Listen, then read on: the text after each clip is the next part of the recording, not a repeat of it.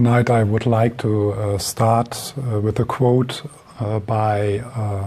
from Lama Thupten Yeshe, from one of my favorite books, which is The Transformation of the Desire, the Introduction to Tantra. So Lama Yeshe is one of the main reasons actually why we are here, because he started this organization, which this group is part of, the FPMT. So his image is here. He started this network of centers in the 70s. So, Lama Yeshe. Dwelling deep within our heart, and within the hearts of all beings without exception. Without exception. Yeah.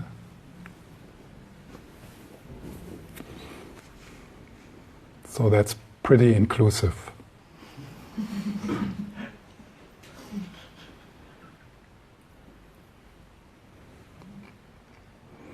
Is an inexhaustible source of love and wisdom.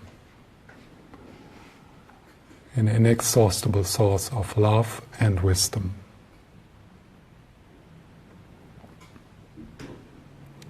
And the ultimate purpose of all spiritual practices, whether they are called Buddhist or not, is to uncover and make contact with this essentially pure nature. The ultimate purpose of all spiritual practices is to uncover and make contact with this essentially pure nature.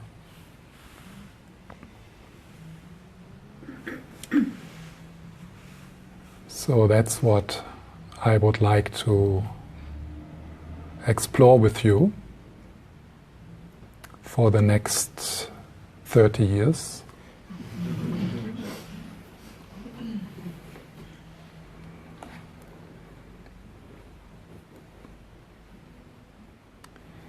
Trusting this tantric paradigm, this tantric view, that everything you need to be complete, everything you need to be whole, everything you need to be home is available to you in this moment.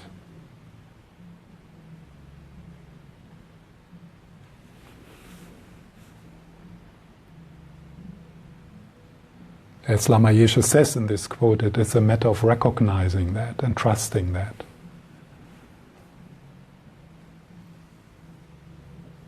And initially that might be only short moments or short glimpses, which are very much supported by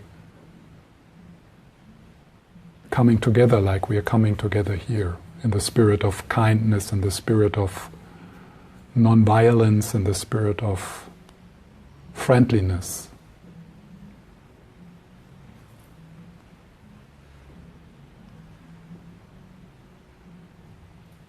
So these evenings are an invitation for you to explore what happens when you become lovingly curious about your experience, about what you bring with you into this moment, whatever it is. So we are exploring together what happens if you bring yourself along with the whole catastrophe of your life, with all the difficult feelings, with all what is happening for you, and exploring what happens if you let that be okay.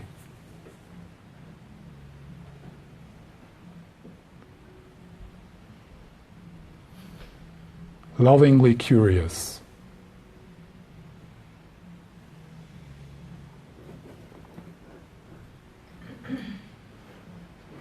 And I'm here to remind us again and again to make this gesture, this gesture of welcoming.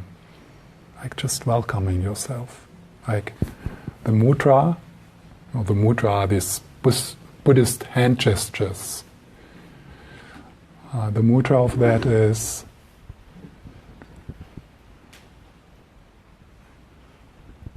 it's okay.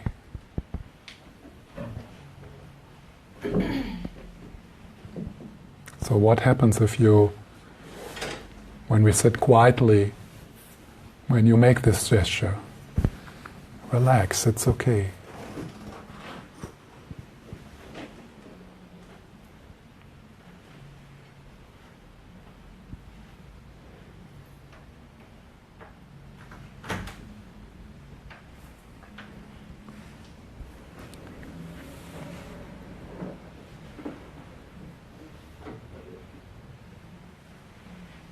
We also, of course, have to explore what is a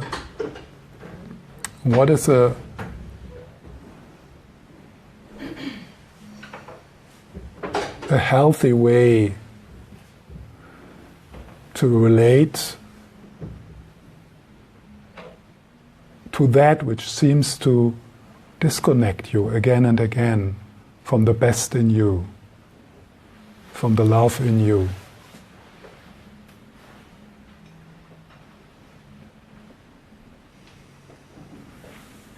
What is a good way to relate to that?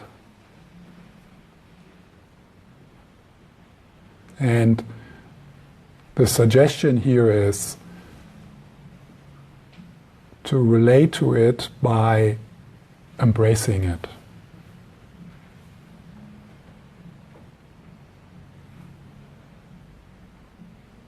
It's a kind of scary suggestion because instinctively something in us says run.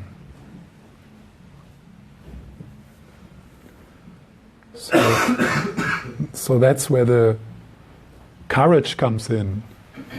It's actually quite courageous to come here.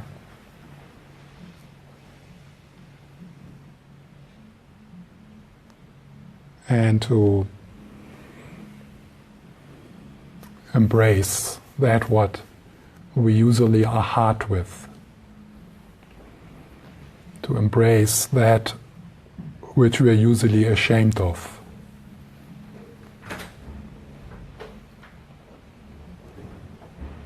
To embrace that which we usually reject or try not to be aware of.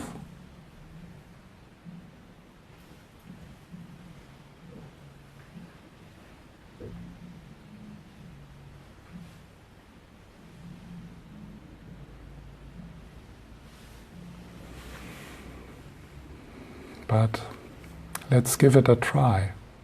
It's time tested.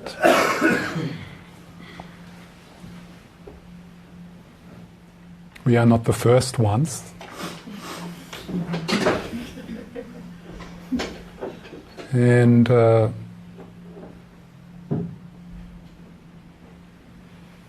running away just doesn't seem to work. I mean, otherwise you wouldn't be here, right? I mean, who is so crazy to come to a place where you just sit on a chair quietly and you don't do anything? So something in you must have heard that call, that call of that, what Lama Yeshe calls the source of wisdom and love in your heart. Something in you must have heard that call, and you're responding to it. We are responding to it.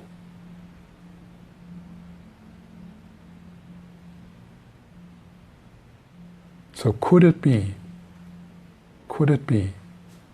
that there's nothing wrong with you?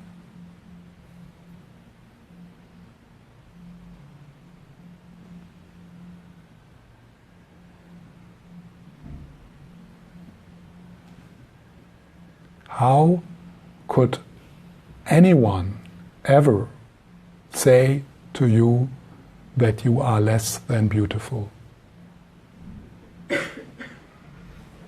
but it did happen.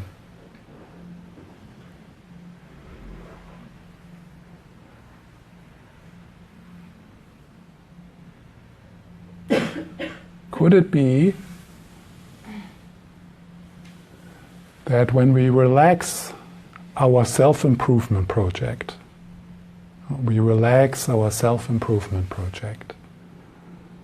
the meditation project, the yoga project, the self-developmental project, could it be when we relax that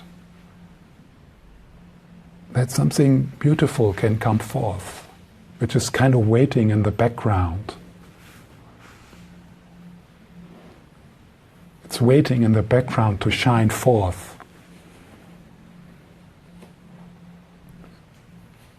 And meditation, or the way we are exploring it here,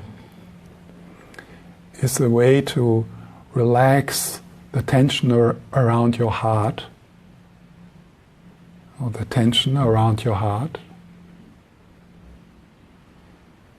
and then to experience, wow, the fullness, home or oneness is already there. It's just temporarily covered by my self-improvement project.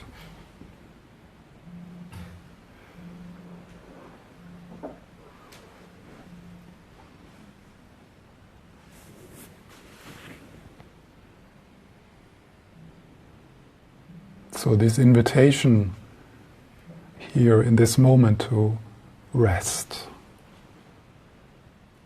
Could you allow yourself to find a place of rest? No, just here, now, with the whole mess you brought with you.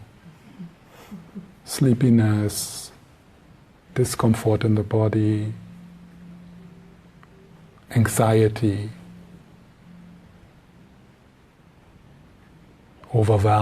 being overwhelmed.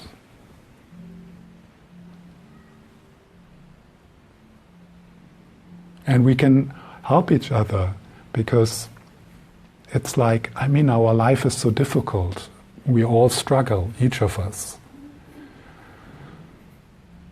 So there can be a mutual appreciation of, wow, how did you get here? How did you make it so far? It's so fucking difficult to get here. And look, we all have the scars in our face and in our body, the way we sit, the way we walk, the way we can see it in each other, how difficult life is. And how much we have been hurt.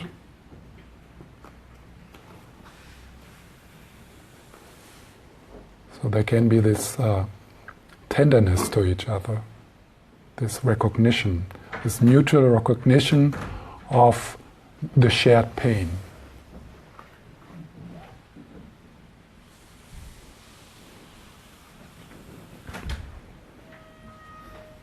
And never think that you're alone with this.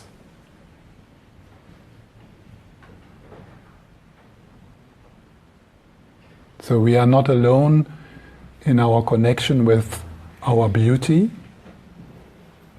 and our indestructible purity, but we are also not alone within our brokenness.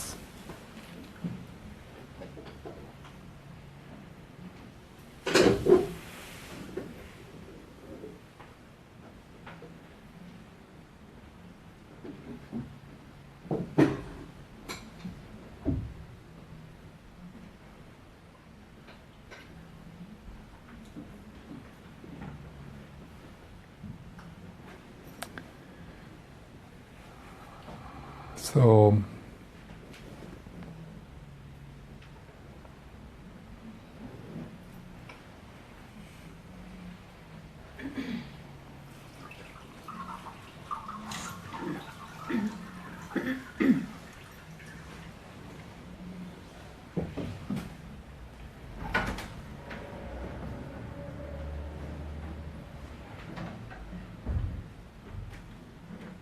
Nothing is excluded.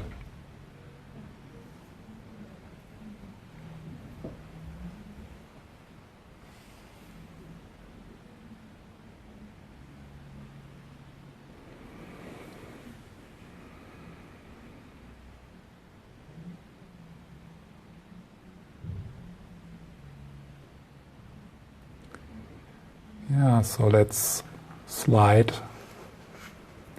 into a bit more contact with your inner life. And if you like, you can close your eyes if that supports you.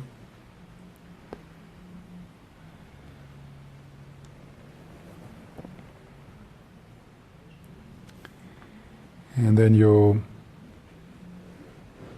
notice what happens if you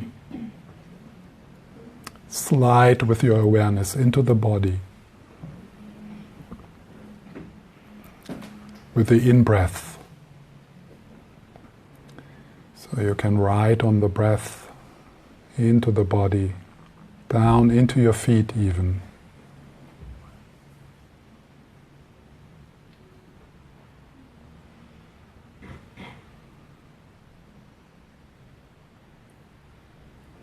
And then with the out-breath, if possible, you can release some of the effort, some of the doing, some of the controlling. Say goodbye to the control freak, to the meditator.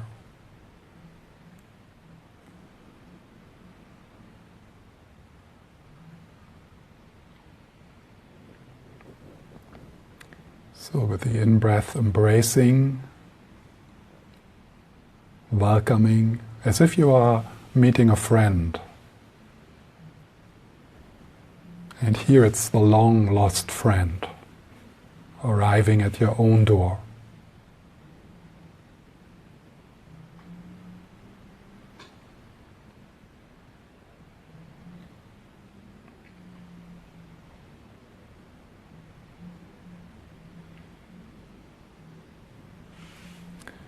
Just notice what you bring with you. How's your belly?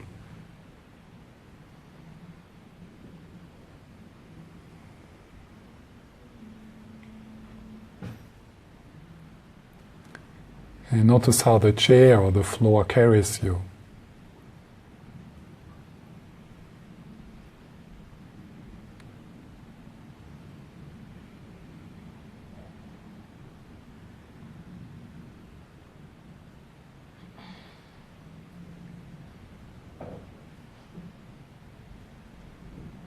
And let yourself be carried.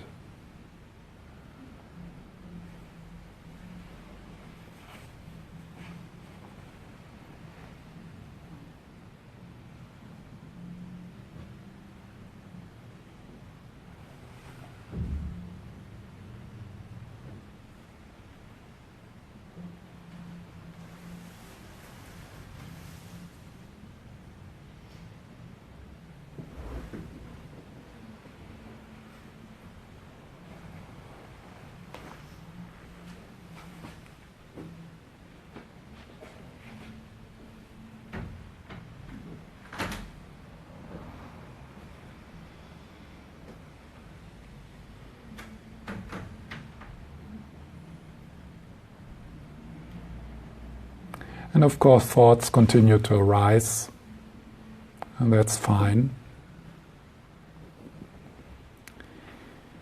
It's only when you get entangled that you let the bubble burst and you drop back into the body, into the aliveness of your hands, the movement of the belly. But also there might be something which is asking for loving attention.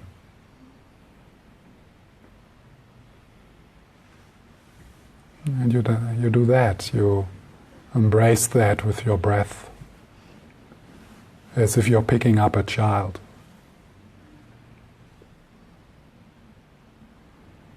So with the in-breath, attending, befriending,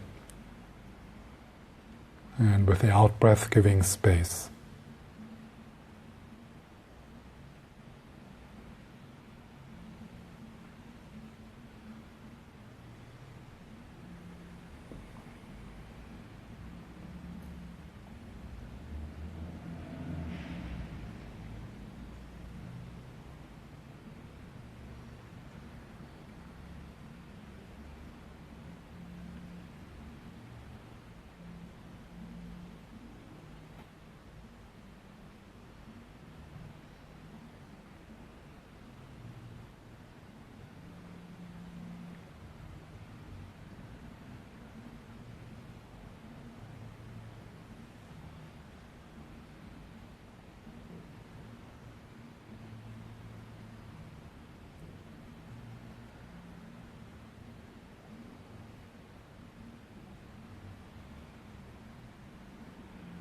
And returning and resting.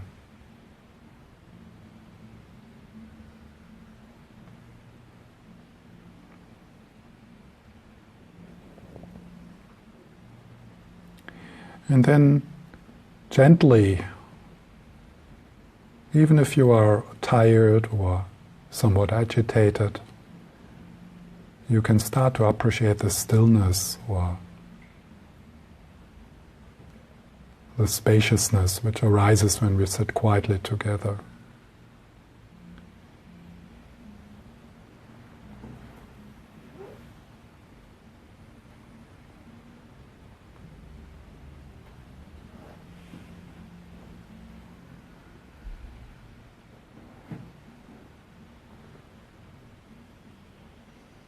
Can you listen to that stillness? Can you listen to that stillness with your whole body?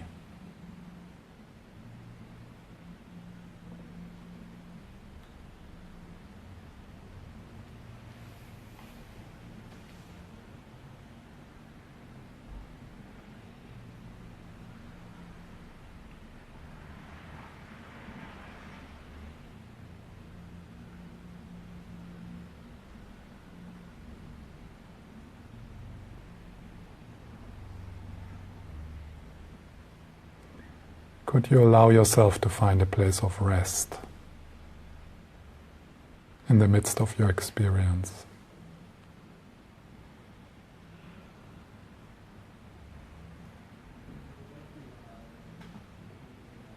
With the out-breath softening, letting go of control,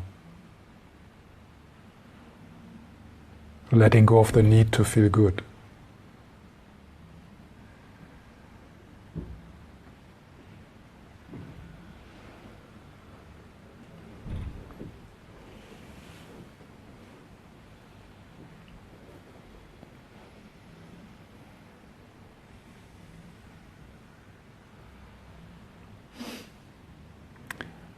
Relaxing the grasping of trying to experience something else or trying to get rid of something. Relaxing that grasping like a fist opening.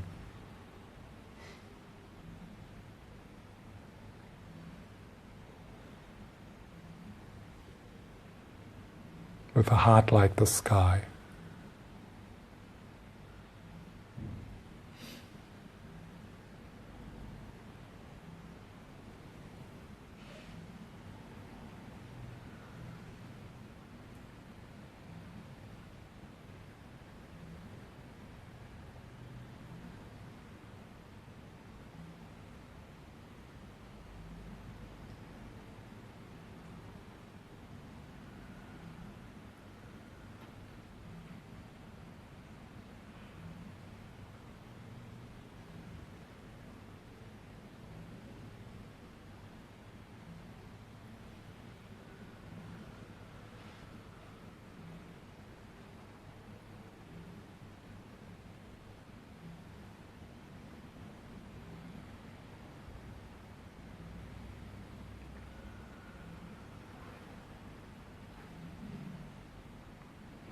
And then make this Simple gesture of returning when you notice that you are entangled, when the storyline becomes more important than this.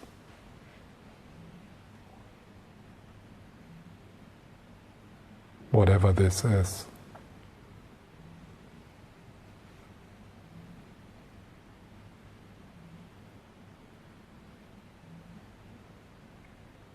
Just being here, being yourself.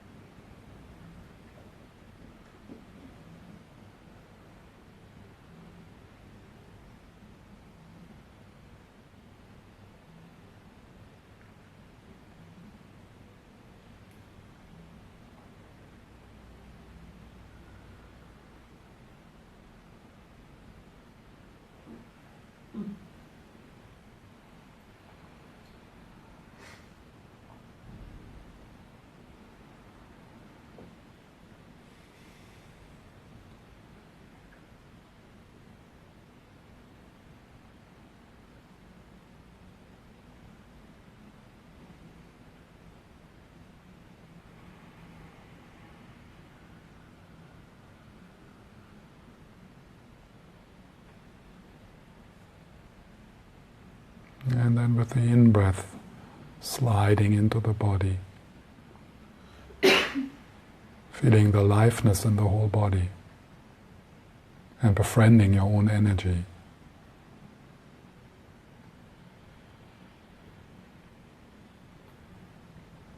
And with the out-breath, like a flower opening.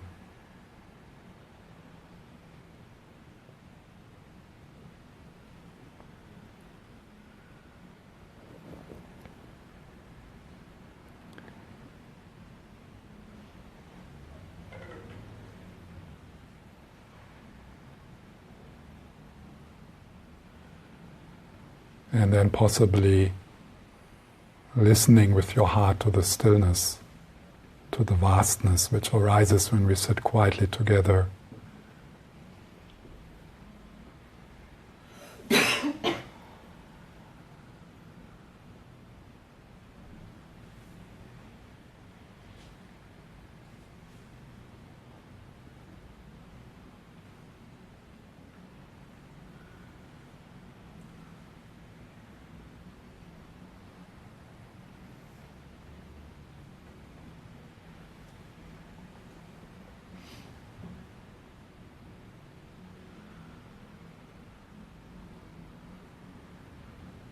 And then, of course, discomfort arises.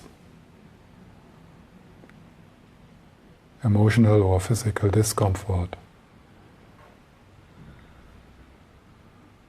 And what we explore here is what happens if you embrace as best as you can. If you say, yes, this is how it is. This is what I feel. This is what I think. Yes.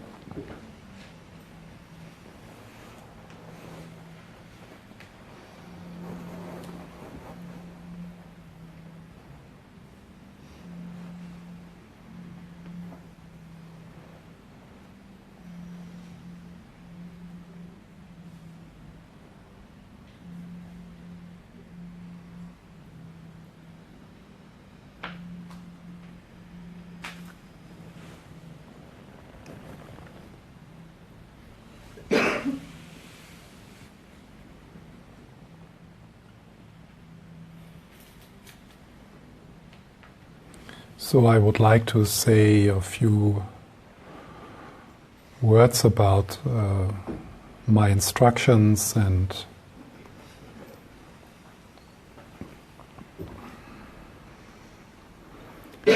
some suggestion or invitations how you could be here.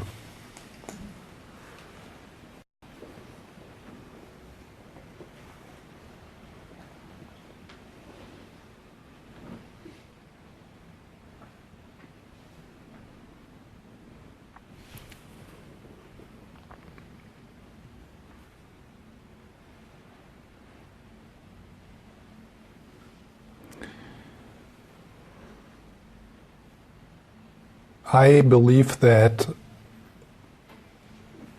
all of us, each of you, you have to find your own style in your meditation practice.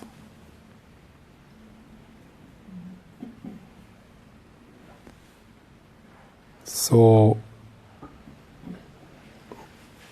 whatever I say, they are not so much meant as instructions, like instructions where you are supposed to do what I'm saying.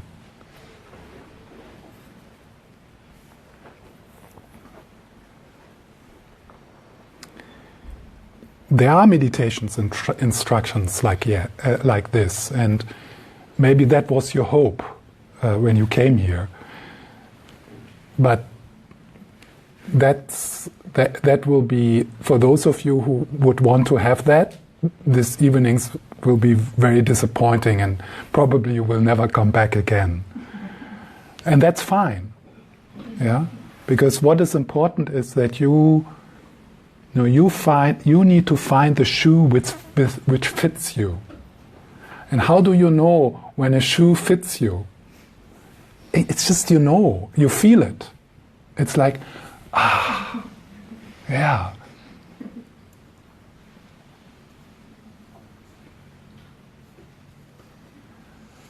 I know too many people, and I have helped too many people who have seen their meditation practice as a straitjacket. And it does not fit, and they struggle with this for years when they are neurotic enough and, perfectionists or people struggling with their meditation practice and being actually quite violent in that.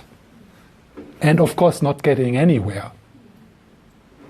I mean, when we are training in our meditation practice to be hard on ourselves, that's not going to help.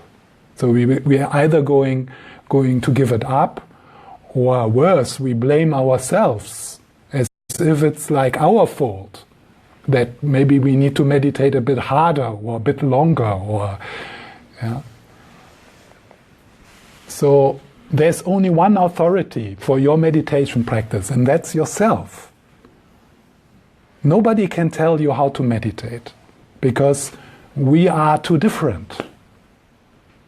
We have different rhythms, we have different preferences, we have a different psychological wounding in our background. We have, from the Buddhist point of view, you would call it a different karmic background. And of course, something in us would like to, get these clear instructions. Oh, this is what I do, and now I know what to do, and now I'm doing it. But that's very unlikely that you find a teacher like that who is just like perfectly aligned with where you are and what you need. It's sometimes that happens, but it's not very likely. So, when you're sitting here, listening to what I'm saying, and you think something like, wow, this is really bullshit, that does not make sense, this does not feel good, then probably you are right. Listen to that. But then, if I say a word or I give an instructions where you feel,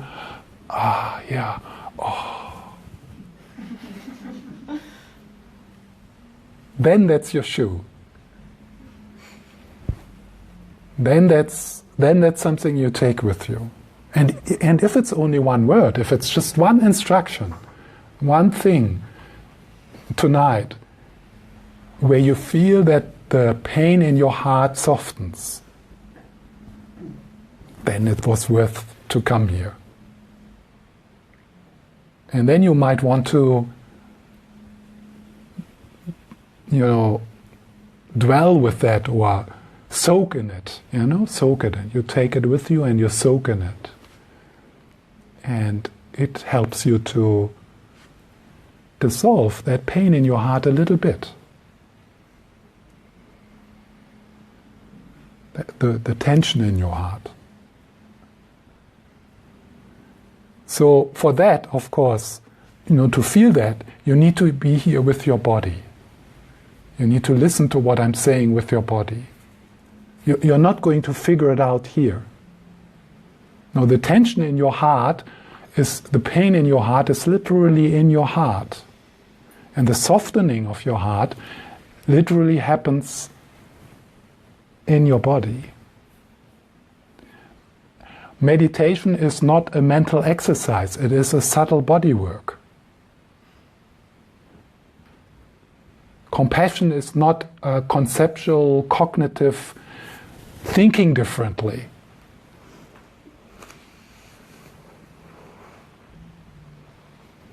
The cognitive approach has failed.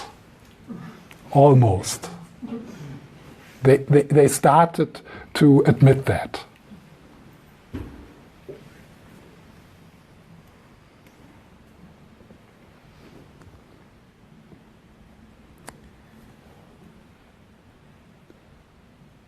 So then there's a bit, there's like to calm the mind. This is one part of, to stabilize the mind, to stabilize the mind-heart. So when I say mind, I mean mind-heart. Chitta in Sanskrit.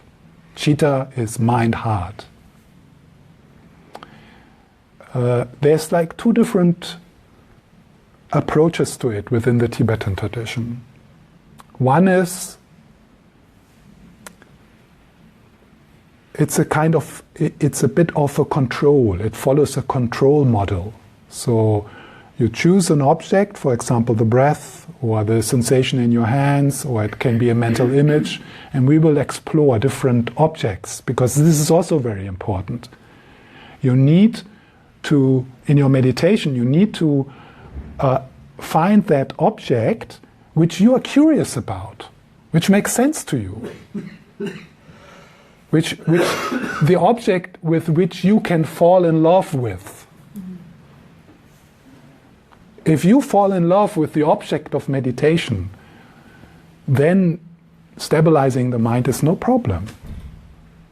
because your mind wants to curiously, lovingly go there. And then actually the meditation becomes a kind of caring, and you feel that. It's like you feel it, and you want to do it. It's not, oh, I need to do meditate, like the straitjacket. No, it's like, yeah, I meditate. And this is like giving myself a massage. It's like taking care of myself. It's nurturing.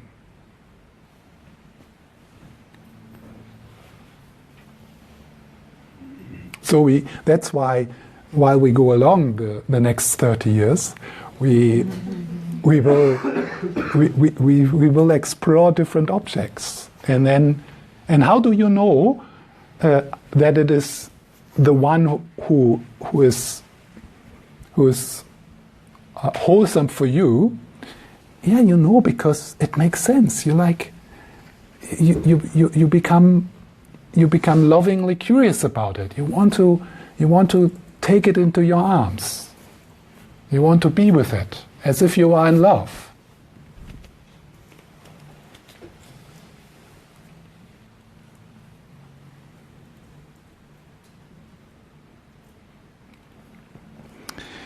So stabilizing the mind, and then so with an object. But the other way to stabilize the mind is, in the Tibetan tradition, it's called, you give the wild horse of your mind a big pasture. Yeah? The wild horse of your mind, you give it a big pasture. It's like a field. It's like, you let the wild horse run. You don't use the cowboy method, yeah, which is like the traditional mindfulness breathing meditation. It's a bit like the cowboy method. They even talk about concentration. Concentration has nothing to do with meditation. Concentration is exhausting. That's why, people who need to concentrate in their job, like, flight, the people who bring the planes in the airport, they are exhausted after 2 or 3 hours. They can perfectly concentrate. You don't want to meditate like that.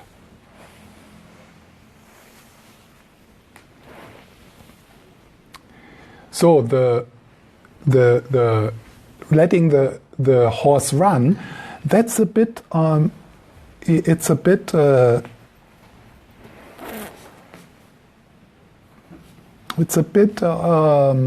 let's say, for some people it's quite counterintuitive or counterinstinctual, because we have a lot of ideas about meditation. Like, for example, there shouldn't be any thinking or something like that. Good luck. Good luck with that one. You can try for a few years. I did.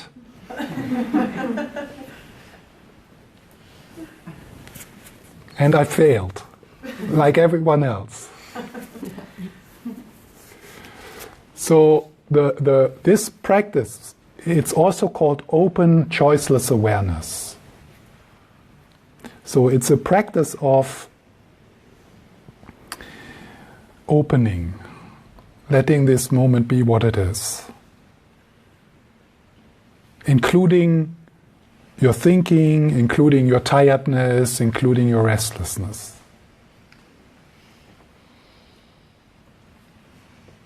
Based on the tantric paradigm that peace is the truth of this moment.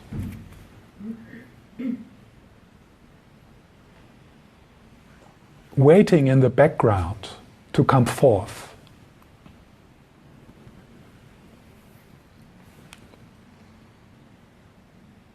One image for that practice is, there are these bowls with like artificial snow. Imagine I would have one. Yeah, that's great. So I'm shaking the bowl. But this bowl is very special because inside there is not like like a tree or something. No, inside there is a Buddha, a golden Buddha, a golden fat Buddha. Yeah. So I have this bowl in my hand. Yeah. and there's a golden fat Buddha in it, and I shake, yeah, and then you don't see the Buddha because it's this stuff, yeah. So now, how am I going to stabilize this? How am I going to clear my mind, let's say? So I could try to, shake more a bit,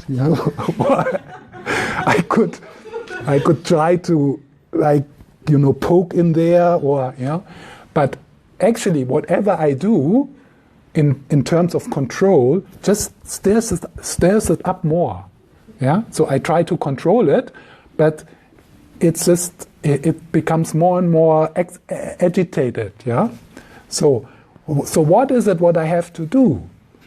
I have to put it down, and I have to do nothing. So what happens if I dare to do nothing? It settles. It settles. And then, you remember there was a golden Buddha, golden fat Buddha.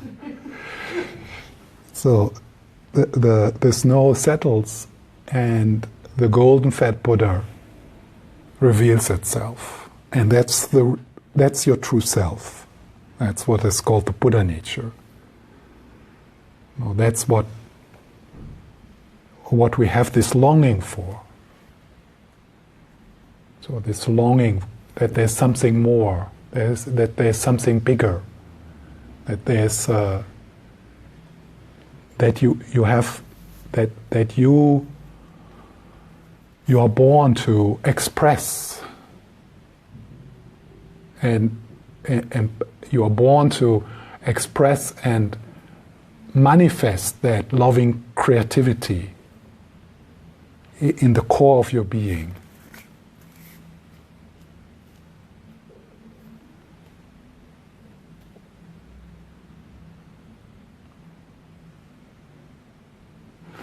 So in my instructions, you will find that I kind of alternate a bit between the stabilizing instructions of, for example, breathing into your hands, yeah? I did that, or sliding into your body. So this is a bit the controlling method. Very gentle, very friendly, very relaxed, that's important, but it makes sense, because if our mind is like this, since I'm guiding 40 people, and we are all in different places, we are in all different needs, it's impossible for me to give the right instructions. And my intention is always to take away pressure. That's my intention, with whatever I say. I never want to put pressure on you, but I'm going to do it because I can't help myself. Like even if I say something like, breathe gently into your hands, then some people here will think, what a bullshit, I can't breathe into my hands. The breath is stopping here. What does he mean? Oh, I can't do it. I'm stupid. What? Yeah. So, and then instead of taking away pressure, I would put more pressure on you. And I don't want to do that. So, but for another person, when I say, breathe into your hands, they know what I mean with it. I speak to them. And it's just, they don't do it. Just by me saying it, something is happening for them. And they don't care if they breathe into your hands and what it means, and they don't care about it. It's more like they listen to a poem, like it was a piece of music, and something happens in them. And then if I would ask them after, how did you do it? How did you breathe into your hands? They wouldn't know, yeah? They wouldn't know, but still they know. Still they know what it means. And I give a lot of this kind of instructions, where some of you would think, I have no idea what he means with this. It does not make sense. I can't do this. Yeah, so that's, what do? you say, oh, this is not my shoe. Let's wait a bit. Maybe he's going to say something which is useful for me. I'm really like, I'm constantly playing with instructions and words, and so I hope that for a lot of you there will be something useful. Maybe not every evening, but sometimes.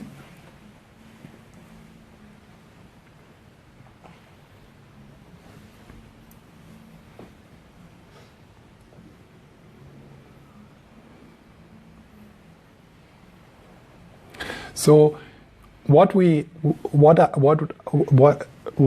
hope, what will happen, and of course it will take some time. Now we just start here in this room, and there's quite a lot of people here I haven't seen before. But what hopefully will happen is that we can create this year until summer. We can create like a field of kindness, a field of love, where when you come here, you feel, I can just be myself. Okay, so, and then you feel a bit like, yeah? So part of that is also, you feel that you can move and you can change your position, and you can cough, and so or cry, or laugh or sneeze or something like this, or yawn, so that we create as less pressure as possible.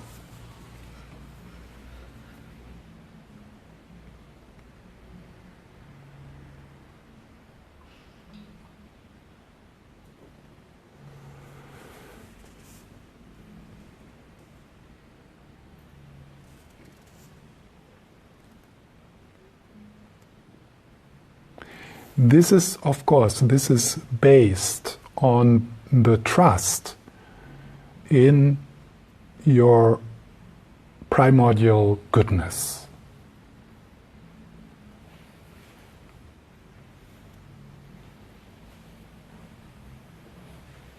And this is a trust which can grow upon us